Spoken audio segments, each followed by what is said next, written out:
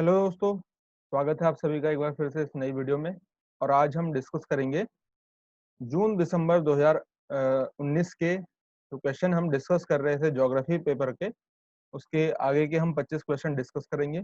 हमने इससे पहले दो वीडियो में 25-25 क्वेश्चन दो पार्ट में हमने डिस्कस किए हुए हैं। अगर आपने पहले वो पार्ट नहीं देखे तो आप पहले उन पार्ट को देखें, क्योंकि हमने इसमें एग्जाम के बहुत ही इंपॉर्टेंट कॉन्सेप्ट को जो कि पिछले सालों में पूछे गए हैं पिछले पेपर में, इसमें उनको डिस्कस किया हुआ है।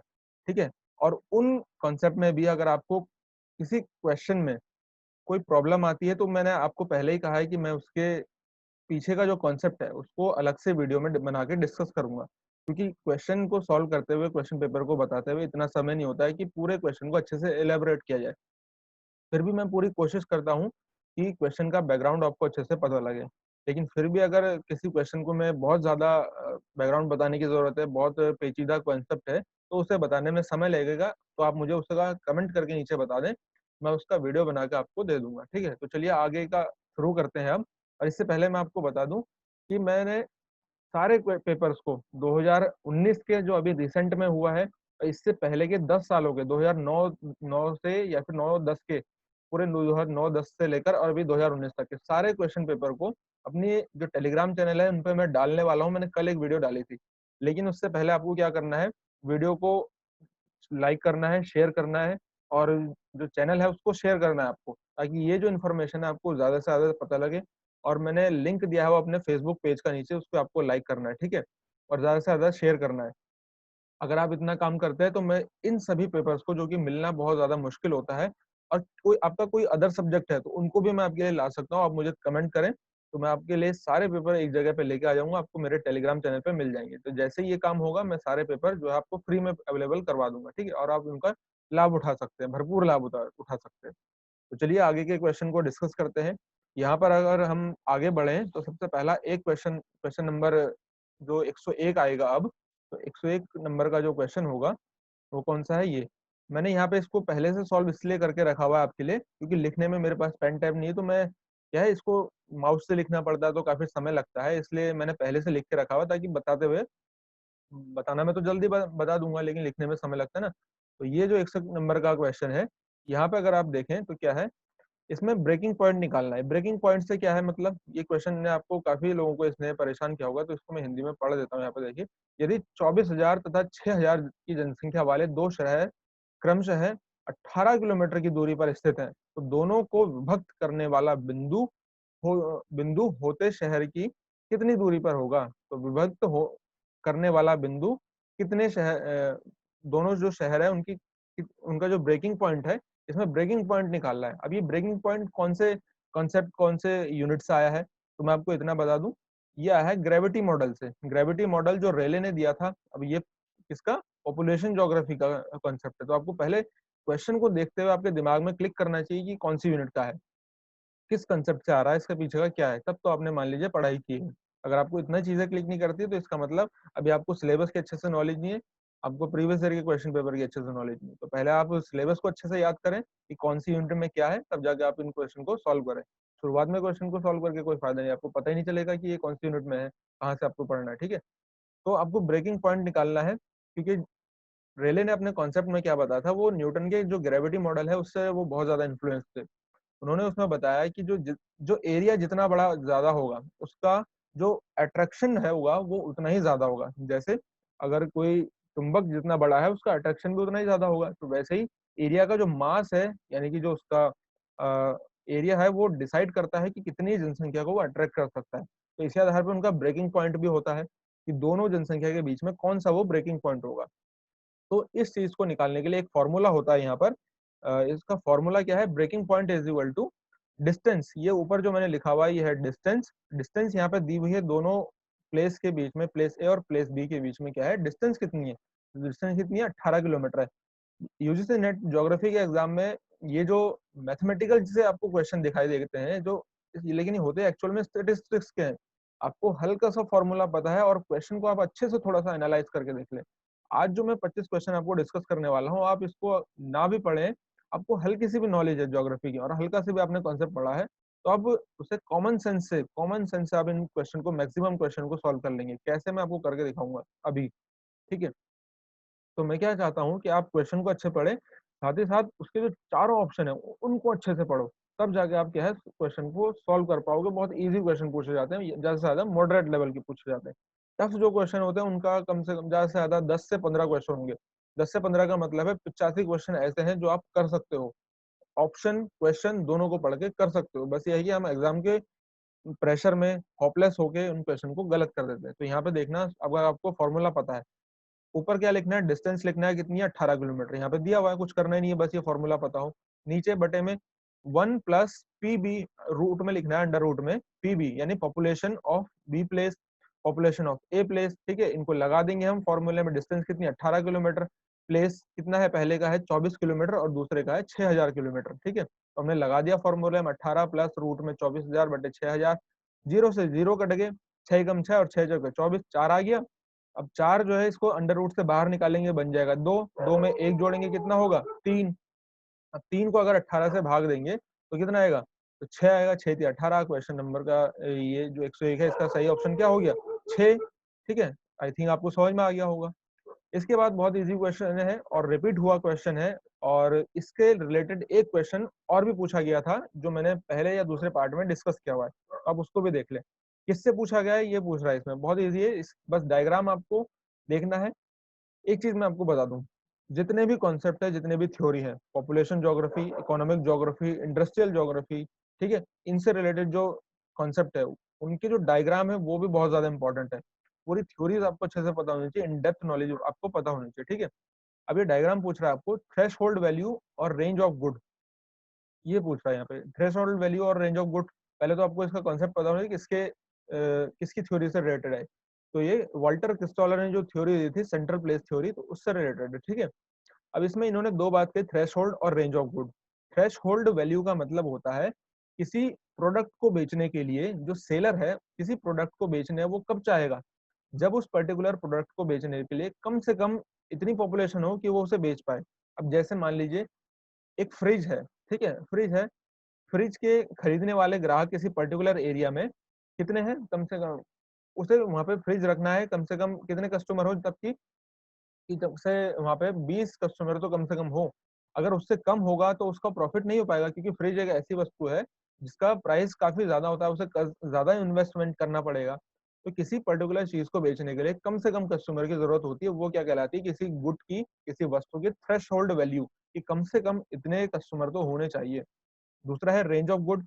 रेंज ऑफ गुड किससे रिलेटेड है, रेंज ऑफ गुड है हमारा जो किसी वस्तु को खरीदने के लिए कोई जो कंज्यूमर है, जो कोई ग्राहक है, वो कितनी दूरी तक सफर तय कर सकता है। अब जैसे चीनी है, तो चीनी को खरीदने के लिए आप कितना दूर तय करोगे, ज्यादा से ज्यादा 1 किलोमीटर दूर चले जाओगे। तो चीनी खरीदने के लिए क्या 20 किलोमीटर दूर जाएंगे, बिल्कुल नहीं जाएंगे। तो यही होती है रेंज ऑफ गुड।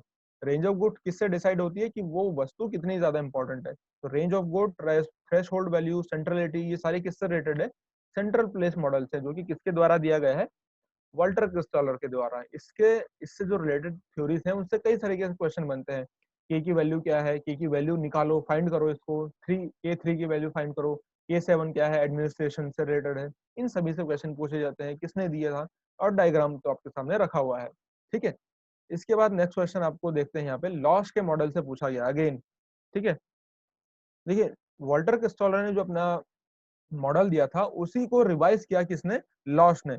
अब लॉश का मॉडल से यहाँ पे रिलेटेड थ्योरी है वो क्या कहती है, देखिए यहाँ पे असर्शन रीजन का क्वेश्चन है, और असर्शन रीजन के क्वेश्चन को, कथन और निष्कर्ष के क्वेश्चन को आप तभी सॉल्व कर पाएंगे जबकि आपको थ्योरी की, कंसेप्ट की अच्छे से नॉलेज होगी। ठीक है, अब देखिए यहाँ पे एक चीज और मैं कहूंगा, इसी के साथ साथ थ्योरी कॉन्सेप्ट की आपको अच्छे से नॉलेज है, लेकिन आपको कुछ ऐसे शब्द होते हैं किसी कॉन्सेप्ट में जो मेन शब्द होते हैं, अगर आपकी उन पे कमांड है तो आप, तो ही आप जो है क्वेश्चन को सॉल्व कर पाएंगे, अदरवाइज नहीं कर पाएंगे। तो वैसे यहाँ पे अगर आप हिंदी में इस क्वेश्चन को पढ़ेंगे तो आपके समझ में बिल्कुल नहीं आएगा। जैसे लॉश का मानना था कि परिवहन लागत और उत्पादन स्थल पी के इर्द गिर्द मांग चक्र की परिवर्तनशीलता के कारण कीमत बढ़ती है। कोई लॉजिक ही नहीं बन रहा है, पे समझ में नहीं आ रहा, मुझे तो समझ में नहीं आ रहा है। ठीक है, अब मैं अगर यहाँ पे पढ़ता हूँ तो यहाँ पे लिखा हुआ है क्या, Losch believe that price increase is the result of transport cost. ठीक है, लॉस क्या बिलीव करते हैं कि जो ट्रांसपोर्ट कॉस्ट है वो बढ़ती है, सॉरी जो प्राइस है वो इंक्रीज होता है किसके रिजल्ट में, तो जब ट्रांसपोर्ट कॉस्ट जो है वो ट्रांसपोर्ट कॉस्ट जब बढ़ेगी, ट्रांसपोर्ट कॉस्ट बढ़ेगी तो प्राइस भी क्या होगा, इंक्रीज होगा। तो लॉयस इसमें बिलीव करते हैं क्या? तो बिल्कुल सही जवाब है, बिलीव करते हैं। और क्या कह रहा है आगे इसी इसी असम्पशन में, एंड इसके अलावा और ये इस चीज में और कुछ कह रहा है, bye rotating the demand curve around the production point P. ठीक है, जो डिमांड कर्व है वो किसके अराउंड घूमता है? प्रोडक्शन पॉइंट के। किसके अराउंड? प्रोडक्शन पॉइंट के। And the shape the market area is seen the circular. किसको, इसको इस तरीके से समझ सकते हैं, जो ये सर्कुलर वाला जो कॉन्सेप्ट है ना, वो इस तरीके से, यहाँ पे मान लीजिए ये है प्रोडक्शन पॉइंट, ठीक है, ये है प्रोडक्शन पॉइंट, ये पी की बात है, यहाँ पे की हो रही है। अब प्रोडक्शन पॉइंट के से जैसे जैसे हम दूर बढ़ते जाते हैं तो क्या होगा, प्राइस इंक्रीज होता जाएगा। ये प्राइस है, ठीक है, ये प्राइस है, ये है डिस्टेंस किससे? प्रोडक्शन पॉइंट से। प्राइस क्या हो रहा है? इंक्रीज हो रहा है, किससे? डिस्टेंस से। अब जैसे जैसे प्राइस बढ़ेगा तो क्या डिमांड बढ़ेगी या घटेगी? प्राइस बढ़ता है तो डिमांड घटती है, डिमांड और प्राइस में उल्टा संबंध होता है। तो क्या होगा, अगर हम इस चीज को, इस पॉइंट को हम यहाँ पे मान लें इस तरीके से, ये पॉइंट है यहाँ पर प्रोडक्शन पॉइंट को, ये एक पॉइंट, इस पॉइंट से जैसे जैसे हम दूर बढ़ते जा रहे हैं तो उसके चारों तरफ क्या होगा, उसके चारों तरफ डिमांड घटते जाएगी। तो इसके चारों तरफ क्या है, एक सर्कुलर पाथ बन जाएगा। किसका? डिमांड कर्व का क्या बन जाएगा? सर्कुलर पाथ बन जाएगा। तो यही चीज तो ये कह रहा है, इसके चारों तरफ अगर हम इसको इमेजिन करें इस तरीके से, ठीक है, इसको अगर हम इमेजिन करें तो ये कैसा बन जाएगा, एक सर्कुलर पाथ बन जाएगा हमारे डिमांड कर्व के चारों ओर। तो क्या ये सही कह रहा है? बिल्कुल हाँ, सही कह रहा है। तो डिमांड कर्व जो है प्रोडक्शन पॉइंट के चारों ओर, उसका जो शेप है वो किस तरीके की होगी? सर्कुलर शेप होगी। तो असर्शन तो सही है, हमें पता लग गया। अब रीजन क्या कह रहा है, loss treated each function having a separate range, threshold and hexagonal hinterland. ये इसमें कह रहा है, यहाँ पे अगर हम देखें नीचे, उसके प्रत्येक फलन को पृथक विस्तार, अवसीमित और षटकोणीय पृष्ठभूमि माना। जो अब यहाँ पे इन्होंने हेक्सागोनल का इस्तेमाल किया था अपने जो प्रोडक्शन है और उनकी जो डिमांड है, हर एक एरिया को उसको क्या है, सप्लाई करने के लिए, डिमांड की सप्लाई को करने के लिए हेक्सागोनल का इन्होंने इस्तेमाल किया था, ये आप सभी जानते हैं। अब हेक्सागोनल जब धीरे धीरे वो अपने आप में इंक्रीज होता है तो वो हर एक में अपने आप में एक यूनिक क्वालिटी लेकर के डेवलप होता चला जाता है। तो हर एक की क्या होती है, एक अलग से फंक्शन करने लगता है, हर एक की अलग से क्वालिटी हो जाती है, हर एक हेक्सागोनल की वो अपने आप में हिंटरलैंड की तरह वो फिर इवैल्यूएट होता है। तो इसमें ये भी सही कह रहा है। लेकिन अगर आप असर्शन के आगे इसको इस तरीके से सॉल्व करेंगे ना, असर्शन असर्शन पढ़ा और रीजन को पढ़ो कैसे, बिकॉज करके, बिकॉज करके अगर हम इसके, क्योंकि असर्शन पढ़ा हमने, यहाँ पे जैसे असर्शन क्या था कि जो लॉस है वो किसमें बिलीव करते हैं कि प्राइस बढ़ेगा ट्रांसपोर्ट कॉस्ट के अकॉर्डिंग, और जो डिमांड कर्व है वो प्रोडक्शन पॉइंट के चारों ओर सर्कुलर पाथ में घूमता है। क्योंकि इसके चारों, अब इसको अगर मैं क्योंकि करके पढ़ूं तो मुझे समझ में आएगा कि ये जो रीजन है वो रीजन सही तो दे रहे हैं, लेकिन ये असर्शन की सही व्याख्या नहीं कर रहा है। तो इसलिए यहाँ पे करेक्ट ऑप्शन क्या होगा कि both A and R is true but R is not correct explanation of A. Correct है, ठीक है। चलिए आगे बढ़ते हैं, थोड़ा सा गर्मी हो रही। अब आगे बढ़ो, देखो इस क्वेश्चन में, इस क्वेश्चन को सॉल्व करते हुए मैं आपको एक इतनी बेहतरीन बात बताऊंगा आपको। इसीलिए मैं सबसे पहले मैंने क्या आपको दिखाया कि आपकी बुक लिस्ट कैसी होनी चाहिए। किसी रास्ते पर अगर चल रहे हो तो उसका पहले आपको रास्ते का पता होना चाहिए कि रास्ता सही है नहीं। तो यहाँ पे एग्जाम तक आप किस तरीके से पहुंच सकते हो, किताबों के थ्रू। तो आपकी किताबें आपने किस तरीके से सेलेक्ट की हैं, वो मानक पुस्तकें है या नहीं। हर पुस्तक देखिए सही होती है, लेकिन किसी पर्टिकुलर चीज के लिए, किसी पर्टिकुलर एग्जाम के लिए वो करेक्ट है या नहीं है, तो वो आपको देखना होता है ना। जैसे अभी इस क्वेश्चन को पढ़ो, frontier are transition between geographical region rather than state. अब रीजन कह रहा है it is a manifestation of centripetal force. यहाँ पे कहने का मतलब यह है, जो फ्रंटियर होते हैं, ये पॉलिटिकल ज्योग्राफी का क्वेश्चन है। फ्रंटियर का मतलब होता है अगर कोई प्लेस ए और प्लेस बी है, कोई ज्योग्राफिकल रीजन हो सकते हैं प्लेस ए और प्लेस बी, तो इनके बीच में जो फ्रंटियर है, इसका आगे का भाग, इन दोनों के ये जो आगे का भाग है ये फ्रंटियर कहलाता है। जैसे फ्रंट होते हैं ना क्लाइमेटोलॉजी में, तो जो एक वायु है, उसके एक वायु के और दूसरी वायु के आगे का ये जो क्षेत्र है वो क्या कहलाता है, फ्रंट कहलाता है। जो दोनों एक वायु के, एक एयर मास के और दूसरी एयर मास के बीच में जो एरिया होता है उसे फ्रंट कहते हैं। वैसे ही फ्रंटियर होते हैं, कोई एक ज्योग्राफिकल एरिया है, कोई दूसरा ज्योग्राफिकल एरिया है, उनके बीच का जो संक्रमण क्षेत्र होता है उसे फ्रंटियर कहते हैं। तो क्या ये ज्योग्राफिकल रीजन के बीच में ट्रांजिशन जोन होता है? तो बिल्कुल सही जवाब है, ये ट्रांजिशन जोन होता है ज्योग्राफिकल रीजन के रादर देन स्टेट। क्योंकि स्टेट की संकल्पना अलग है, जोग्राफिकल रीजन की संकल्पना अलग है। यानी कि अगर कोई पहाड़ यहाँ से स्टार्ट हो रहा है तो क्या यहाँ पहाड़ एकदम अचानक से खत्म हो जाएगा और प्लेन शुरू हो जाएगा? ऐसा नहीं है। पहाड़ की जो ऊंचाई है वो धीरे धीरे घटेगी घटेगी और एक समय ऐसा आएगा कि हम प्लेन में पहुंच जाएंगे। हमें ऐसा महसूस नहीं होगा कि यहाँ से अचानक से यहाँ से प्लेन शुरू हो रहा है, यहाँ से पीछे एकदम से पहाड़ था, ऐसा नहीं होता है। तो ये ट्रांजिशन जोन होता है फ्रंटियर। अब फ्रंटियर जो है वो ट्रांजिशन जोन है जिसमें कि आप क्या करेंगे, अगर ये प्लेस ए मानो, यहाँ पे इसको अगर इस पे नजर देखें, ये प्लेस बी है, तो हम प्लेस ए और प्लेस बी की यहाँ पर जो है बीच में ही फ्रंटियर है। फ्रंटियर से हम जैसे जैसे जैसे लेफ्ट बढ़ेंगे तो हम ए की तरफ बढ़ेंगे, ए की जो क्वालिटीज है, ए प्लेस की जो क्वालिटीज है उसकी तरफ हम बढ़ते जाएंगे।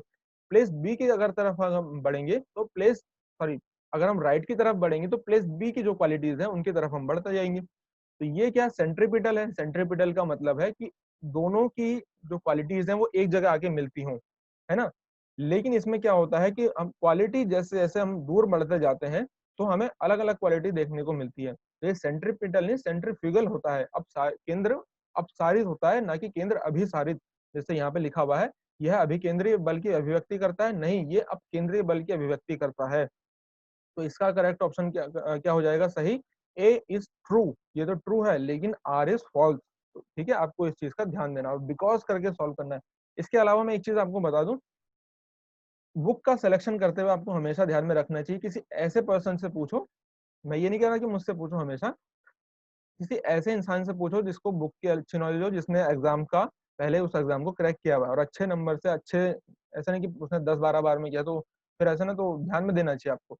तो बुक का सिलेक्शन करते हुए आपको हमेशा ध्यान में रखना चाहिए ये जो क्वेश्चन है, क्वेश्चन किन बुक से फॉर्म होते हैं आपको ये दिमाग में होना चाहिए। ये मत सोचो कि मुझे ये पढ़ना है, ये सोचो कि जो एग्जामिनर है वो किन बुक्स को पढ़ता होगा जिससे वो इन क्वेश्चंस को निकालता है। तो मैं आपके लिए वही बुक लेके आया हूँ, मैं आपको बुक दिखाता हूँ, 1 मिनट। देखो, ये बुक है। इस ये जो क्वेश्चन अभी मैं आपको पढ़ रहा हूँ, ये 104 क्वेश्चन, ये इस बुक से उठाया गया क्वेश्चन है। और जो बाकी अदर क्वेश्चन है वो भी मैं आपको दिखा सकता हूँ कि वो किन बुक से उठाए गए हैं। ठीक है, यहाँ पर इस जो असर्शन है, असर्शन को पढ़ो। और यहाँ पर जो मैंने अंडरलाइन किया हुआ है ए, ये जो फोर्थ पॉइंट है, इस फोर्थ पॉइंट को अगर आप पढ़ेंगे ध्यान से तो आप यहाँ पे पाएंगे कि ये इसी बुक से पूछा गया है। तो आपको बुक का सिलेक्शन करते हुए ये ध्यान में रखना चाहिए कि जो एग्जामिनर है वो किन बुक्स को पढ़ता है। और इसका जो रीजन है, यहाँ पे अगर आप, यहाँ पे मैंने ये चीजें अंडरलाइन किए हुए हैं, ये आउटर ओरिएंटेड होते हैं, ये मैनिफेस्टेशन ऑफ सेंट्रीफ्यूगल फोर्सेस। यहाँ पे देखो लिखा हुआ है, क्या लिखा है? Centrifugal forces. यहाँ पे लिखा है सेंट्रीपिटल फोर्सेस। तो ये इन्हीं बुक से उठाकर इनको थोड़ा सा तोड़ मरोड़ के क्वेश्चन बनाए जाते हैं। अगर आपको जानना है कि ये बुक कौन सी बुक है जिसको मैं पढ़ता हूँ, जिसको वो एग्जामिनर भी पढ़ते हैं और इसी से उठा के क्वेश्चन पढ़ते हैं, उठा के क्वेश्चन बनाए जाते हैं, तो आप मुझे कमेंट में नीचे लिख के बता सकते हैं। ऐसी ही सारी यूनिट की बुक्स मैं आपको स्टैंडर्ड बुक बता सकता हूँ कि कौन कौन सी बुक आपको पढ़नी है, पूरी बुक लिस्ट आपको दिखा सकता हूँ। और ये बुक के बारे में अगर आपको जानना है तो आप मुझे कमेंट करके नीचे बता सकते हैं। ठीक है, चलिए अब नेक्स्ट क्वेश्चन देखते हैं। नेक्स्ट क्वेश्चन कौन सा है, ये तो आपको समझ में आ गया। इसके बाद नेक्स्ट क्वेश्चन है, who were the first time emphasis the importance of mental map। Mental map से क्वेश्चन पूछा गया है कि मेंटल मैप पे सबसे पहले किसने एम्फेसिस किया था of environment in decision making process. ठीक है, मेंटल मैप का जो क्वेश्चन है कई बार एग्जाम में पूछा गया है।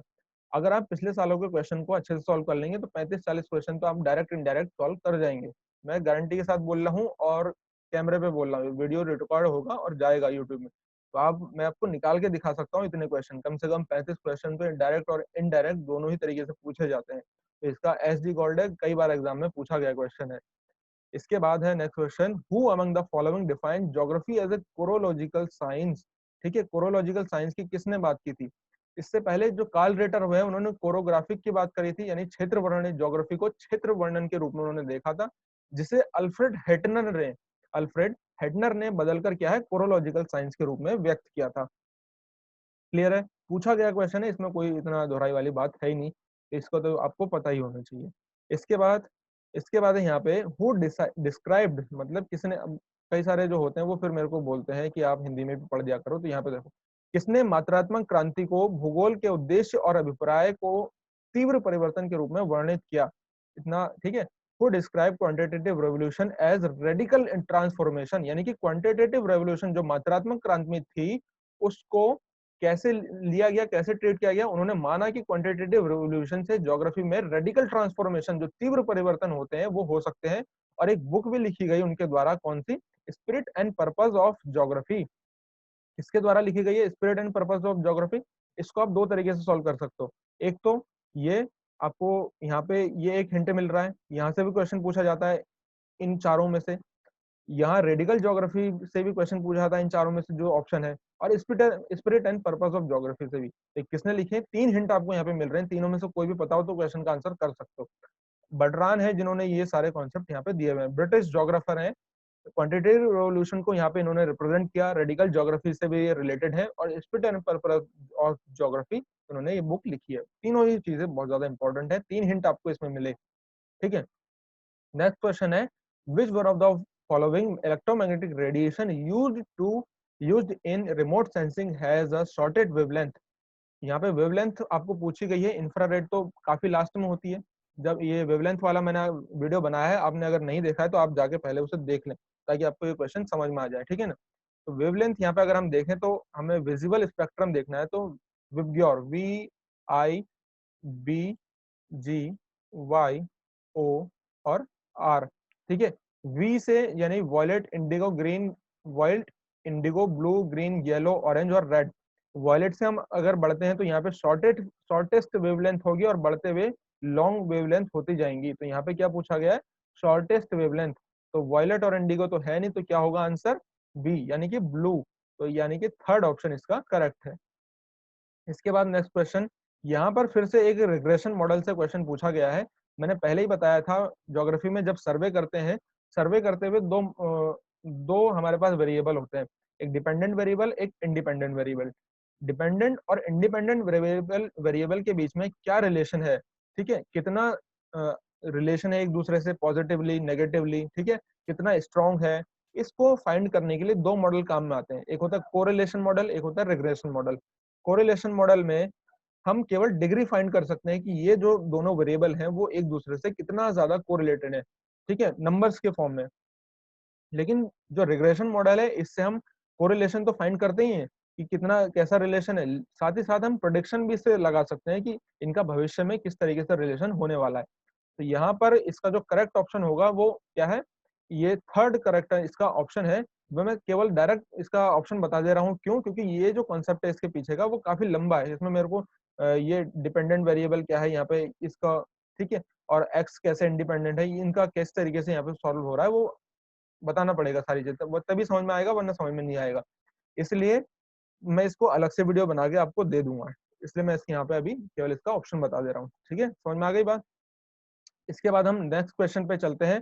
तो नेक्स्ट क्वेश्चन हमारा क्या हो जाएगा, नेक्स्ट क्वेश्चन है ये, rally of for valley. Rally for valley एक प्रोग्राम चलाया गया था इंडिया में, किसके लिए चलाया गया था, क्या उसके पीछे कारण थे, ये चीज थी, इस पे क्वेश्चन पूछा गया। भारत में रैली फॉर वैली कार्यक्रम किस समस्या को उजागर करने के लिए आयोजित किया गया था। ये जो क्वेश्चन है यहाँ से कई सारे तरीके से घुमा फिरा के एग्जाम में कई बार क्वेश्चन पूछा गया है, इसलिए मैं बोलता हूँ कि डायरेक्ट और इनडायरेक्ट क्वेश्चन पूछे जाते हैं प्रीवियस ईयर से।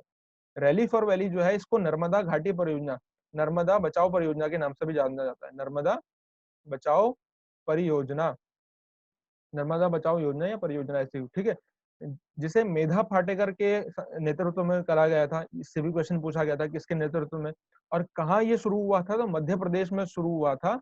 मध्य प्रदेश में शुरू हुआ था, क्यों, क्योंकि वहां जब गुजरात से होके गुजरती है नर्मदा नदी, गुजरात, मध्य प्रदेश, फिर चली जाती कहाँ, गुजरात से मध्य प्रदेश, सॉरी, मध्य प्रदेश से आती है अमरकंटक से मध्य प्रदेश, और गुजरात होते हुए खंबात की खाड़ी में इधर गिर जाती है अरब सागर में, है ना। तो यहाँ पर क्या हो रहा है, बांध बनाया गया, सरदार सरोवर बांध, कहाँ पे, गुजरात में, जिसका इम्पैक्ट कहाँ देखा गया, मध्य प्रदेश में, जिसके कारण वहां के जो जनजातियां थी उनको अपने एरिया से, ठीक है, अपने जो उनका बसाव स्थान था, सेटलमेंट था, वहां से उठकर उनको कहीं दूर जाना पड़ा। तो इसके चलते क्या हुआ, रैली फॉर वैली कार्यक्रम चलाया गया, जिसे नर्मदा बचाओ कार्यक्रम भी कहते हैं। तो इसका करेक्ट ऑप्शन क्या हो जाएगा, रीसेटलमेंट फॉर डिस्प्लेस्ड पर्सन, जो डिस्प्लेस पर्सन हुए थे वहां के, उनके लिए ये कार्यक्रम यहाँ पे चलाया गया था, ठीक है। इतना आपको समझ में आना चाहिए। कई लोग इसको अंदाजा लगा देंगे, रैली फॉर वैली यानी कि जो वैली है, साइलेंट वैली है, कहाँ पे, कर्नाटक में है, कर्नाटक में और तमिलनाडु में जो वैली है साइलेंट वैली, उससे लगा लेंगे, वो बायोडाइवर्सिटी रिलेटेड। लेकिन इसको आपको बैकग्राउंड अगर पता है, अपने अगर जितने भी प्रोग्राम ऐसे चलाए गए हैं तो उनको अगर पढ़ा है हमारे इंडिया में, तो आप इसको कर लेंगे, जो कि माजिद हुसैन सर की बुक में आसानी से मिल जाएंगे आपको। इसलिए मैं कहता हूँ कि अच्छी बुक्स का सिलेक्शन करो। ड्यूरिंग विच 5 ईयर प्लान, ठीक है, ड्यूरिंग विच 5 ईयर प्लान, कौन से पंचवर्षीय योजना में जो भारतीय सरकार ने है उसने अडॉप्ट की थी क्या, regional approach to agriculture planning, यानी कि निम्नलिखित में से किस पंचवर्षीय योजना के दौरान भारत सरकार ने कृषि योजना के लिए क्षेत्रीय दृष्टिकोण को अपनाया था। इसका पूरा एक चार्ट में आप समझ सकते हो। जब पंचवर्षीय योजना पढ़े ना, तो उसमें एक दो तीन बातें हमेशा ध्यान रखनी चाहिए ज्योग्राफी के पर्सपेक्टिव से। क्या, जो भारी उद्योग थे उनके लिए ये क्या काम किया गया, कृषि के क्षेत्र में क्या काम किया गया, और दूसरा जो रीजनल प्लानिंग है, रीजनल प्लानिंग एंड डेवलपमेंट, इनके क्षेत्र में क्या काम किया गया है। इन्हीं तीन कॉन्सेप्ट को ध्यान में रख के जो 5 ईयर प्लान है उनसे क्वेश्चन पूछा गया है। और जो पहले और दूसरे ईयर का जो प्लान है, 5 ईयर प्लान, उनको किसने डिजाइन किया था, उनसे भी क्वेश्चन पूछा जाता है। तो इसका जो करेक्ट ऑप्शन होगा, 8वें पंचवर्षीय योजना में कृषि आयोजना के लिए क्षेत्रीय दृष्टिकोण को भारत सरकार ने अपनाया था। ठीक है, करेक्ट ऑप्शन। तो चलिए अब आगे बढ़ते हैं। आगे नेक्स्ट क्वेश्चन क्या है, which one of the following parameter are the basis of Fujita scale. Fujita scale क्या है, फूजिटा स्केल जो साइक्लोन आते हैं, साइक्लोन को मेजर करने के लिए हम एक फूजिटा स्केल का इस्तेमाल करते हैं। तो इसमें हम क्या किन किन चीजों को कंसिडर करते हैं कि कोई जो साइक्लोन है वो कितना ज्यादा तेज है, ठीक है, कितना ज्यादा स्लो है। देखिए साइक्लोन का अलग अलग जगह पे अलग अलग नाम है। यहाँ पे टॉर्नेडो लिखा हुआ है, टॉर्नेडो मतलब जो उत्तरी अमेरिका के क्षेत्र में आते हैं साइक्लोन, उनको टॉर्नेडोज बोलते हैं, ठीक है।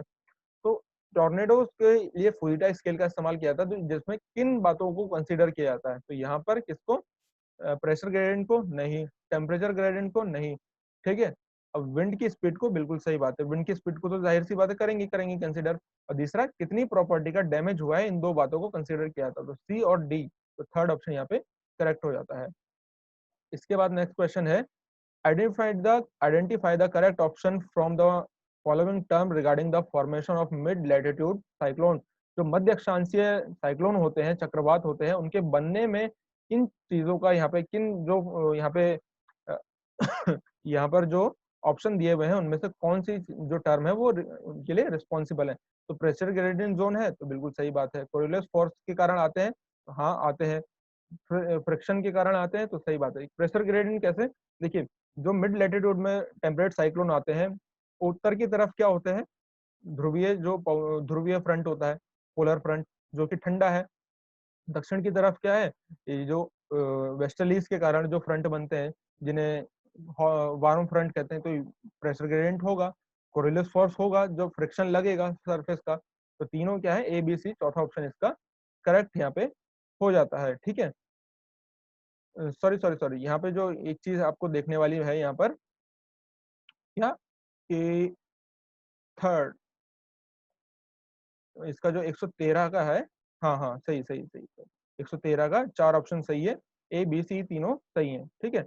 इसके बाद एक चीज और है यहाँ पे, नेक्स्ट आप क्वेश्चन पे चलते हैं। Question, which one of the following statement is correct regarding the definition of towns. किसके द्वारा, जो टाउन्स की डेफिनेशन है, टाउन्स की डेफिनेशन क्या बताई गई है, किसके द्वारा, 2011 का जो सेंसस हुआ था, 2011 के सेंसस को अगर हम देखें, भारत के 2011 के सेंसस को अगर हम देखें, तो उसमें टाउन्स की, जो कस्बे होते हैं, उनकी क्या डेफिनेशन बनाई गई है। तो उसमें कहा गया है कि क्या 75% जो जनसंख्या है वो कृषि कार्यों में लगी हो, फिर तो वो गाँव कहलाएंगे, गलत जवाब है। जनसंख्या का न्यूनतम आकार 5,000 व्यक्ति हो, बिल्कुल सही बात है। कुल जनसंख्या, जो पुरुष जनसंख्या है, उसका 75% गैर कृषि कार्यों में संलग्न हो, तो हाँ ऐसा होना चाहिए, ऐसा है लिखा हुआ। और अधिकतम जनसंख्या घनत्व 4,000 प्रति व्यक्ति किलोमीटर हो, प्रति वर्ग किलोमीटर। तो 4,000 प्रति वर्ग किलोमीटर होना चाहिए, लेकिन अधिकतम नहीं, न्यूनतम इतना होना चाहिए। तो ये वाला ऑप्शन गलत हो जाता है। कई लोगों ने इसको केवल 4,000 व्यक्ति को पढ़ा और करेक्ट इसको लगा दिया, तो इसलिए गलत हो गया। ध्यान से पढ़ो, अधिकतम है, न्यूनतम है, क्या बोला गया है, तो बोला गया है कि न्यूनतम जनसंख्या घनत्व 4,000 प्रति वर्ग किलोमीटर होना चाहिए। बी और सी इसके करेक्ट हो जाते हैं। इसका मतलब है कि सेकंड ऑप्शन इसका करेक्ट है। ओके, चलिए आगे बढ़ते हैं। नेक्स्ट क्वेश्चन यहाँ पे क्या है, जो लंकाशायर है लंदन में, लंकाशायर में क्या है, एक कॉटन टेक्सटाइल इंडस्ट्री है।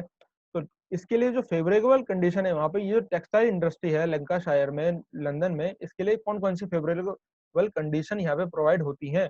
तो यहाँ पे चार ऑप्शन में से आपको करेक्ट करना है कि कौन कौन सी है। तो क्या यहाँ की ह्यूमिड क्लाइमेट है, यहाँ की नम जलवायु है, यानी कि लेकिन नम जलवायु मीठा जल है, मीठे जल से कोई फर्क नहीं पड़ता है, नम जलवायु है, सही बात है, नम जलवायु होनी चाहिए सूती वस्त्र के लिए, वरना जो धागा होगा वो टूट जाएगा। तो बैंकिंग की और वित्तीय सेवाएं, ऐसा कुछ नहीं है। पर्याप्त मात्रा में कोयले की उपलब्धता, यहाँ पर जो है कोयले की उपलब्धता मिलती है। भारत में जो सबसे ज्यादा कोयला मिलता है, आपको बताना है कहाँ पे मिलता है, तो वो उसी के नाम पे वहाँ पे, ठीक है, रखा गया है। जो सबसे ज्यादा कोयला वहाँ पे मिलता है कहाँ पर, लंदन में। तो इसी के आधार पर हमारे भारत में भी एक कोयला क्षेत्र है जिसको जाना जाता है। आपको कमेंट में लिख के बताना है कि क्या नाम है उसको, भारत के कोयले के क्षेत्र का। अटलांटिक व्यापार क्षेत्र में लिवरपूल की स्थिति, तो अटलांटिक से जुड़ा हुआ है, लिवरपूल की अच्छी स्थिति है, तो तीनों चीजें यहाँ पे हम बातें हमें मिलती है देखने को। तो ए सी और डी यानी कि थर्ड ऑप्शन इसका करेक्ट हो जाता है। चलिए आगे बढ़ते हैं। आगे बढ़ने के बाद हमें 116 नंबर का क्वेश्चन मिलता है। तो यहाँ पे आपको ऑथर और उनका वर्क देखने को मिलेगा। तो अगर आपने इन दोनों का नाम भी नहीं सुना है, तो मैंने पहले ही कहा है कि क्या, क्वेश्चन को और ऑप्शन को अच्छे से पढ़ो। देखो, चार्ल्स लेल का नाम सभी ने सुना है। चार्ल्स लेल ने जो जेम्स हट्टन हुए हैं, जेम्स हट्टन के कॉन्सेप्ट को present is the key to the past, ठीक है, no wastage of beginning, no perspective of end, इनको क्या है अपने रिवाइज करके अपनी बुक में इंक्लूड किया हुआ है। तो उन्होंने कौन सी बुक लिखी थी, चार्ल्स लेल ने लिखी थी प्रिंसिपल ऑफ जियोलॉजी। तो डी का अगर हमें एक भी पता है तो देखो कैसे सॉल्व होता है। डी का अगर चार हमें लगा है, तो डी का चार केवल पहले ही ऑप्शन में हमें देखने को मिल गया। एक ही अगर हमें इन चारों में से पता है, तो उससे हमारा 2 नंबर पक्के हो गए। ठीक है, अब हम इसे सॉल्व कर सकते हैं। ए का 2, बी का 3, सी का 3, ए का 2, बी का ए का 1, बी का 2, सी का 3 और डी का 4। तो करेक्ट ऐसे ही लग गए हैं। ठीक है, इस तरीके से हमें सॉल्व कर सकते हैं, केवल एक से हमने सॉल्व कर दिया। नेक्स्ट चलते हैं। ये जो हिप्सोग्राफिक कर्व दिया हुआ है, इस हिप्सोग्राफिक कर्व में आपको बताना है, क्या बताना है। यहाँ पे लिखा होता है कि इससे क्या अभिव्यक्त कर रहा है। कई लोग इसको पढ़ के और डायरेक्ट ऑप्शन पे जाते हैं, ऐसा नहीं करना है। असली जो क्वेश्चन है वो यहाँ पर है। उपरोक्त उपरोक्त जो आरेख है, जो ऊपर आरेख दिया हुआ है, इसमें जो बेसिन दिखा हुआ है, नदी का बेसिन, तो इसके विकास की जो सबसे युवा अवस्था है वो कौन सी है, इसकी सबसे युवा अवस्था। इसमें जो सबसे युवा अवस्था अगर आप देखें, तो यहाँ पर अगर हम इस डायग्राम पे नजर दौड़ाएं, तो यहाँ पर है परसेंटेज ऑफ हाइट, ये हाइट है, रिलेटिव एरिया है। ठीक है, तो अगर हम इस पे अगर नजर दौड़ाएं, तो देखिए ये वाला जो कर्व है यहाँ पर इस तरीके से, ये सबसे शुरुआत में जो यूथफुल स्टेज होती है, यूथफुल स्टेज में क्या होता है, यूथफुल स्टेज में ज्यादा से ज्यादा नदी क्या करती है, जो ज्यादा एरिया होता है, ठीक है, क्या होता है, ज्यादा एरिया होता है, तो ज्यादा एरिया होने के कारण उसको नदी काटती है धीरे धीरे, और उसका ढाल काफी तीव्र होता है। यहाँ पर आप ढाल देख रहे हैं कितना तीव्र है। तो ज्यादा एरिया है, ज्यादा ऊंचाई है, और ढाल भी ज्यादा है। तो ये पहला ऑप्शन जो है वो, पहला यानी कि ए जो है वो यूथफुल स्टेज को, यहाँ पे युवा अवस्था को क्या है, डिनोट कर रहा है। तो इसका करेक्ट ऑप्शन होगा ए। ठीक है, चलते हैं 118 की तरफ। यहाँ पे आपको कुछ मैप पे ड्रॉ करने वाली लाइंस के बारे में बताया गया है, और दूसरी तरफ उनका शॉर्ट डिस्क्रिप्शन दिया हुआ है। मैंने पहले ही कहा ना, मैंने वीडियो बना के भी दिया है इन पे, तो इनको मैच करना है अब आपको। अगर आपको इनमें से कुछ का नाम आपको नहीं पता होगा, कुछ का तो पता होगा, जैसे आइसोहेलाइन, तो सैलिनिटी, तो एक समान सैलिनिटी वाले क्षेत्रों को मिलाने वाले रेखा को समुद्र में क्या कहते हैं, आइसोहेलाइन रेखा कहते हैं। समुद्र में जो समान salinity, place of equal salinity वाले एरिया को आइसोहेलाइन कहते हैं। बी का अगर 3 है, बी का अगर 3 है, या तो ये करेक्ट होगा, ये तो वैसे ही डिलीट हो गया क्योंकि इसमें बी का 4 है, या तो फिर ये करेक्ट होगा, या तो फिर ये करेक्ट होगा। अब इसके बाद आइसो हाइट का मतलब होता है प्लेस ऑफ इक्वल रेनफॉल। मैं आपको ये सिखा रहा हूँ कि किस तरीके से क्वेश्चन को कम से कम नॉलेज में सॉल्व करते हैं। तो डी का अगर 2 है, तो डी का अगर 2 है, तो डी का 2 में, या ये तो फिर ये डिलीट हो गया क्योंकि डी का 2 होना चाहिए। अब बचा क्या, एक बचा, और क्या बचा, 2, ये चौथा बचा। अब हमारे चांसेस कितने हो गए सही होने के, 50-50 चांसेस हो गए। ठीक है, अगर हमारे 50-50 चांसेस हो गए हैं, तो हमारे जो सही करने की कैपेसिटी है वो भी क्या है, वो बढ़ चुकी है। अब अगर हम इसमें देखें, अगर आपको इंग्लिश यहाँ पे आइसोवेल का मतलब होता है, ठीक है, आइसोवेल का मतलब क्या होता है, आइसोवेल का मतलब होता है समान धारा वेग। समान धारा वेग का क्या मतलब है, इक्वल स्ट्रीम वेलोसिटी। जो समुद्रों में चलने वाली धारा होती है, स्ट्रीम होती है, उनकी वेलोसिटी क्या हो, सेम हो। तो इसको ये मिलाते हैं, यानी कि सी का 1 हो गया। अगर सी का 1 है इन दोनों में से, तो ये तो फिर वैसे ही डिलीट हो गया। हमारा करेक्ट ऑप्शन क्या आ गया, 4। तो इसलिए ए का ऑप्शन क्या होगा, 5। The point of no tide, जहाँ पे टाइड नहीं आते उन सभी बिंदुओं को मिलाने वाली रेखा। इसके बाद मरकरी स्केल से क्वेश्चन पूछा गया है, और रिएक्टर मैग्नीट्यूड आपको पूछा गया है। यहाँ पे मरकरी स्केल क्या है, जिस स्केल पे हम जो अर्थक्वेक है उसको मेजर करते हैं, और उसका जो रिएक्टर मैग्नीट्यूड होता है कि कितनी इंटेंसिटी से आया है, इनको आपको मैच करना है। ठीक है, मरकरी स्केल में कुछ नंबर्स लिखे होते हैं 1 से लेके 12 तक, और इधर आपको उसकी इंटेंसिटी के बारे में बताया गया है, तो आपको मैच करना है। इसको देखो कॉमन सेंस से सॉल्व कर सकते हो, जितना नंबर ज्यादा है इंटेंसिटी उतनी ज्यादा होगी। तो यहाँ पे 12 है, 12 के यानी कि 12 है कैटास्ट्रॉफिक, यानी सबसे ज्यादा है, तो इंटेंसिटी भी सबसे ज्यादा होगी ना। तो इंटेंसिटी यहाँ पे सबसे ज्यादा नंबर कौन सा है, 8.1 है। तो अगर डी का कितना है, 3 है, अगर डी का 3 है तो एक ही ऑप्शन से हमारे काम बन गया। ठीक है, तो थर्ड ऑप्शन इसका क्या हो जाएगा, करेक्ट हो जाएगा। ठीक है, एक मिनट, डी का अगर हम डी का हमारे पास 3 है, तो डी का अगर हमारे पास 3 है तो हाँ सही है, सही है। चलो आगे बढ़ते हैं। आगे बढ़ने के बाद इसके बाद यहाँ पर अगर हम देखें तो हमारे पास 119 नंबर का क्वेश्चन आएगा, डी का 3। सही है, सही। चलो आगे बढ़ते हैं। अब यहाँ पे जियोलॉजिकल एरा, आपको जियोलॉजिकल एरा के बारे में बताना है, और जियोलॉजिकल उनके अंदर जो पीरियड आते हैं, सबसे पहले होता है एरा, पीरियड, फिर एपोक। ठीक है, तो आपको बताना है, अभी हम किस में जी रहे हैं, नियोजोइक में। इसको याद करने का भी एक फॉर्मूला है मेरे पास, A P P M C और एन।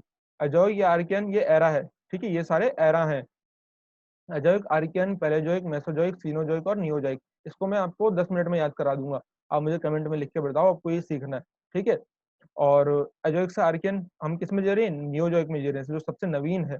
ठीक है, सबसे नवीनतम जो युग है वो क्या है, नियोजोइक। और नियोजोइक में दो पीरियड थे, कौन कौन से, प्लेस्टोसीन और होलोसीन। तो इसका मतलब है ए का क्या है, 3 है। तो ए का अगर 3 है तो एक से हमारा काम बन गया। ठीक है, ए का अगर 3 है तो एक से ही हमारा काम बन गया, चौथा ऑप्शन करेक्ट है। तो इससे हमारा देखो मिल गया। और मेसोजोइक, ए पी पैलेजोइक, पैलेजोइक में क्या आता है, सिल्यूरियन आता है। मैं किस तरीके से सॉल्व कर पा रहा हूँ, क्योंकि मुझे ये इस फॉर्मूले से याद है। आपको फॉर्मूला जानना है तो कमेंट में लिख के बता दो मुझे। ठीक है, cenozoic, A P M, M से मेसोजोइक, मेसोजोइक में क्या आएगा, जुरासिक आएगा, सीनोजोइक में क्या आएगा, मायोसीन आएगा। ठीक है, इस तरीके से आप इसे सॉल्व कर सकते हैं। इसके बाद 21 नंबर का क्वेश्चन है, स्कॉलर का नाम दिया गया है, ज्योग्राफिकल जो स्कॉलर हैं उनके थ्योरी, मॉडल और कॉन्सेप्ट को आपको मैच करना है। अगर आपको इसमें से कुछ नहीं भी पता है, कुछ आता है कुछ नहीं आता है, तो कुछ ना कुछ तो पता होगा। ई बर्गेस ने क्या दिया था, कॉन्सेंट्रिक जोन मॉडल दिया था। जीन गॉटमेट ने जीन गॉटमेट ने मेगालोपोलिस शब्द का इस्तेमाल किया था। तो ए का 4, ए का अगर 4 है तो यहाँ पे दो ऑप्शन एक से ही काम बन गया, बाकी देखने की जरूरत ही नहीं पड़ी। 4 1 3 2, 4 जीके जिफ ने रैंक साइज रूल, 3 से क्या होगा, प्राइमेट सिटी, मार्क जेफरसन का प्राइमेट सिटी। प्राइमेट सिटी से एक और क्वेश्चन पूछा गया था, ऊपर पूछा गया है, पिछले 2 लेक्चर में मैंने जो पार्ट आए 2 उनमें डिस्कस किया हुआ, उनको जाके देखो जरूर। अब इसके बाद नेक्स्ट क्वेश्चन पे चलते हैं। नेक्स्ट क्वेश्चन क्या है, यहाँ पे आपको कुछ टर्म दिए हुए हैं जो कि इकोनॉमिक ज्योग्राफी से हैं, और उनके शॉर्ट एक्सप्लेनेशन आपको दिए हुए हैं यहाँ पे। ठीक है, उनके शॉर्ट एक्सप्लेनेशन आपको दिए हुए हैं, आपको मैच करना है। इसको आप अपने कॉमन सेंस से भी इनको क्या कर सकते हो, थोड़ा सा अगर आपने पढ़ा है तो उनको आप इनको सॉल्व कर लोगे। आइसोडार्पिन क्या है, आइसोडार्पिन का मतलब है ऐसे प्लेस, ऐसी रेखा जो मैप पे खींची गई है, किसने, स्मिथ ने, सॉरी स्मिथ का नाम ले रहा हूं मैं। आइसोडार्पिन का किसने इस्तेमाल किया था। ठीक है, जो वेबर है, अल्फ्रेड वेबर, अल्फ्रेड वेबर ने एक मैप, एक लाइन बनाई थी जिसको उन्होंने आइसोडार्पिन नाम दिया। आइसोडार्पिन का मतलब है जहां पर जो लागत है किसकी, किसकी लागत, जो ट्रांसपोर्ट होता है, ट्रांसपोर्ट की जो कॉस्ट होती है वो क्या है, सेम है। तो अगर यहाँ पे बी का क्या है, 4 है, तो बी का यहाँ पे अगर 4 है, तो बी का अगर 4 है तो हमारे पास थर्ड ऑप्शन यहाँ पे करेक्ट हो गया, एक से ही हमारा काम बन गया। ठीक है, अगर यहाँ पे औरों को भी अगर हम देखें, एग्लोमरेशन का भी उन्होंने शब्द का इस्तेमाल किया। एग्लोमरेशन का क्या मतलब होता है, advantage of production due to concentration of, ठीक है, इंडस्ट्री, यानी कि डी का 2। ठीक है, इस तरीके से आप इसको मैच कर सकते हैं। बी का क्या होगा, बी का होगा, ये बी का तो 4 है ही, और ए का क्या होगा, ए का होगा 3। यानी कि मटेरियल इंडेक्स क्या होता है, जहां पर जो रॉ मटेरियल होता है, रॉ मटेरियल और जो फाइनल मटेरियल होता है, उन दोनों का बीच का एक इंडेक्स दिया जाता है, उनको 1 2 तो इसको क्या कहते हैं, मटेरियल इंडेक्स कहते हैं। जो रॉ मटेरियल और फाइनल मटेरियल के बीच का जो उनको इंडेक्स दिया जाता है उसको मटेरियल इंडेक्स कहते हैं। तो यहाँ पे लिखा है ना, material weight of localise material यानी कि रॉ मटेरियल एंड द जो फाइनल प्रोडक्ट होगा।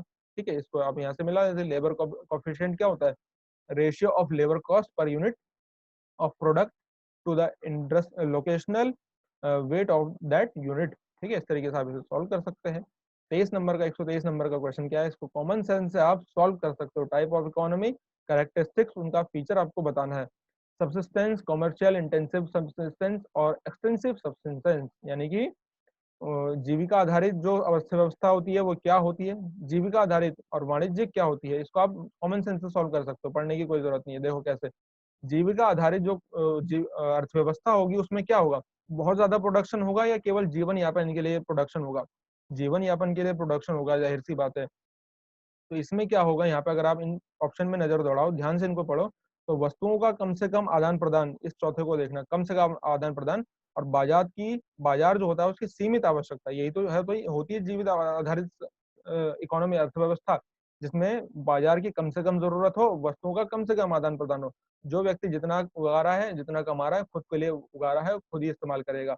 लेकिन वहीं जो कॉमर्शियल हो जाती है बातें, वाणिज्यिक हो जाती हैं, हम बाजार में जब उतर जाते हैं, तो वहां पे क्या होता है, बाजार में प्रतिस्पर्धा आने लगती है। यहाँ पे आपको हिंट दिया हुआ है, बाजार प्रतिस्पर्धा। इस तरीके से आप मैच कर सकते हो, पहले का 4 है, बी का 2 है, ए का 4 और बी का 1, सी का 3, डी का 2, सी का 3, यानी कि आत्मनिर्भरता गहन जीविका क्या होगी, आत्मनिर्भरता होगी, अधिक उत्पादन होगा, जनसंख्या का अधिक घनत्व होगा। और विस्तृत में क्या होगा, आत्मनिर्भरता, कम उत्पादन, जनसंख्या का कम घनत्व। इस तरीके से आप कॉमन सेंस से सॉल्व कर सकते हो, है ना। नेक्स्ट क्वेश्चन पे चलते हैं। नेक्स्ट क्वेश्चन क्या है, 124 नंबर का है। इसमें क्या बोल रहा है, जो लेविन सरम है, रेड जेल ने एक कॉन्सेप्ट दिया था लेविन सरम का, जिसमें उन्होंने ये जो रेड जेल थे, ये जर्मन जोग्राफर हैं, जो कि किससे इन्फ्लुएंस थे, डेविस के जो सर्वाइवल ऑफ द फिटेस्ट का उन्होंने कॉन्सेप्ट दिया था, उससे काफी ज्यादा इन्फ्लुएंस थे। और इसी को इन्होंने किस पे अप्लाई किया, जो स्टेट है, स्टेट किस तरीके से एक जीवित जीव की तरह विकसित होता है, इसको उन्होंने स्टेट पे अप्लाई किया। रेड जेल से एक और क्वेश्चन पूछा गया है इसी बार के एग्जाम में, जो मैंने पहले या दूसरे में डिस्कस किया हुआ, उसको आप देख सकते हो। तो लेविनसरम का क्या कॉन्सेप्ट है, यहाँ पे लिखा हुआ है। तो लेविनसरम क्या कहता है कि वह एक भौगोलिक क्षेत्र है जिसके अंदर सजीव जीव विकसित होते हैं। हाँ, सही बात है। यह मनुष्यों की वह आर्थिक संस्कृति गतिविधि है जो अपने परिबद्ध क्षेत्र से बाहर करते हैं, नहीं जो अपने परिबद्ध क्षेत्र के अंदर करते हैं। तो ये वाला क्या है, गलत हो जाएगा। यह मानव समाज, किसी स्थानिक संगठन और उसकी भौतिक अवस्थिति के बीच संबंध है। बिल्कुल हाँ, सही बात है। स्थानिक संगठन है, इसकी भौतिक अवस्थिति के बीच उसका क्या है, संबंध होता है, कि उसके भौगोलिक जो ज्योग्राफिकल एरिया है वो कैसा है, वहाँ का स्थानिक संगठन कैसा है, ये दोनों क्या आपस में एक दूसरे से कनेक्टेड है। यह एक भू राजनीतिक संघ है। ठीक है, जो भू राजनीतिक संघ है, यहाँ पे कुछ समझ में नहीं आ रहा है हिंदी में। It is a geographical geopolitical term which study space from the point of view of state। जो ये geographical geopolitical एक टर्म है जो स्टडी करता है स्पेस की, स्पेस मतलब धरातल के पॉइंट ऑफ व्यू से। तो बिल्कुल सही बात है। तो यहाँ पे कौन कौन से सही हो जाएंगे हमारे पास, यहाँ पे हमारे पास सही हो गए ए, सी और डी। ए, बी तो वैसे ही गलत है, बी वैसे ही गलत है, बी वैसे ही गलत है। देखिए, अब देखिए यहाँ पे इसको कंफ्यूज करने के डाल दिया, तीनों सही है लेकिन ऑप्शन में केवल ए और सी है। ठीक है, तो यहाँ पे चौथा ऑप्शन करेक्ट हो जाएगा। 25 क्वेश्चन, इस क्वेश्चन का इस वाले वीडियो का लास्ट क्वेश्चन है, बाकी जो 25 है उनको कल करेंगे सॉल्व। स्टेट और दूसरा डेमोग्राफिक कैरेक्टरिस्टिक। अब यहाँ पे आपको क्या क्या दिया गया है, Haryana, Kerala, Mizoram, Uttar Pradesh. Largest population size, lowest child sex ratio, highest sex ratio, highest percentage of share of urban population. तो यहाँ पे सभी को कॉमन सेंस इतना तो पता होगा कि हरियाणा में जो सेक्स रेशियो है वो सबसे कम है। ठीक है, यहाँ पे जो चाइल्ड सेक्स रेशियो भी और जो वैसा सेक्स रेशियो है नॉर्मल, वो भी सबसे कम है, तो लो है यहाँ पे सबसे ज्यादा। और केरल में सबसे ज्यादा यहाँ पे जो लिटरेसी रेट है सबसे ज्यादा है, इसलिए सेक्स रेशियो भी सबसे ज्यादा है। तो पहले का 2 है, दूसरे का 3 है, पहले का 2, दूसरे का 3। ठीक है, तो पहले का 2, दूसरे का 3, दो ऑप्शन हमारा करेक्ट हो जाएगा, सी का 4, डी का 1। मिजोरम का क्या होगा, highest percentage of urban population, Uttar Pradesh का लार्जेस्ट पॉपुलेशन साइज। इसी तरीके से आप कॉमन सेंस से भी क्वेश्चन को सॉल्व कर सकते हैं, जो मैंने आपको यहाँ पे करके दिखा दिया। आपको अगर बुक्स के बारे में अगर जानना है तो आप इन बुक्स के बारे में आप मुझसे जान सकते हैं कि कौन सी ये बुक्स है। तो मैं आपको इनका रिव्यू लेके बता दूंगा। दूसरी बात, एक और चीज मैं आपको बताऊं, जो यहाँ पे एक चीज यहाँ पे क्वेश्चन पूछा गया था, एक और क्वेश्चन, 1 मिनट, मैं बुक आपको दिखा रहा हूँ कि किस तरीके से आप बुक का सिलेक्शन करें। यहाँ पे एक हिप्सोग्राफिक्स कर्व से क्वेश्चन पूछा गया था, तो मैं आपको दिखाता हूँ कि ये किस बुक से पूछा गया क्वेश्चन है। ठीक है, तो आप मुझसे कमेंट में लिख के बताना, मैं इस बुक का आपको रिव्यू करके बताऊंगा कि वो कौन सी बुक है और कौन सी बुक्स आपको पढ़नी चाहिए। तो मैं आपको बुक्स में, इस बुक में निकाल के दिखाता हूँ कि ये जो क्वेश्चन है इन इस तरीके के बुक्स में पूछे जाते हैं। तो आपको भी वही बुक पढ़नी है जो कि एग्जामिनर पढ़ता है क्वेश्चन को क्रिएट करते हुए। ठीक है, तो तब जाके आपका एग्जाम जो है वो अच्छे से क्लियर हो पाएगा, अदरवाइज आप पढ़ते रह जाएंगे और आपका कोई काम होने वाला नहीं है। तो ये देखो, ये जो बुक है ना, इसमें आपको ये दिख रहा है, ये वाला, इसमें बताया गया तरुण यानी तरुणावस्था, यानी कि जो सबसे यूथफुल स्टेज है, मेच्योर स्टेज, और फिर इसके अंतिम अवस्था, लास्ट वाला डायग्राम यहाँ पे शो कर रहा है। तो इस तरीके की ये बुक्स हैं मेरे पास जो मैं आपको बता सकता हूँ, जिनसे एग्जामिनर पढ़ते हैं और एग्जामिनर इनसे क्वेश्चन बनाते हैं। ठीक है, आई होप कि आपको वीडियो पसंद आया होगा। वीडियो पसंद आया तो प्लीज लाइक करें, शेयर करें, कमेंट करें, और पेज, जो फेसबुक पेज है उसका लिंक दे दूंगा, उसको जरूर शेयर करें, फॉलो करें और लाइक करें। ठीक है, मैं जैसे ही होगा तो मैं आपको, क्या है, जो हमारे टेलीग्राम चैनल है उसका भी लिंक दे दूंगा। उसमें सारे प्रीवियस ईयर के पेपर, चाहे वो किसी भी सब्जेक्ट के हो, आपका कोई भी दूसरा सब्जेक्ट, तो आप मुझे लिख के बता दो, मैं आपको सारे पेपर उसमें डाल दूंगा। ज्योग्राफी के भी डाल दूंगा, लेकिन जैसे ही कुछ लोग इसको शेयर करेंगे और लाइक करेंगे, कमेंट करेंगे तब। ओके, तो मिलते हैं नेक्स्ट वीडियो में, तब तक के लिए धन्यवाद।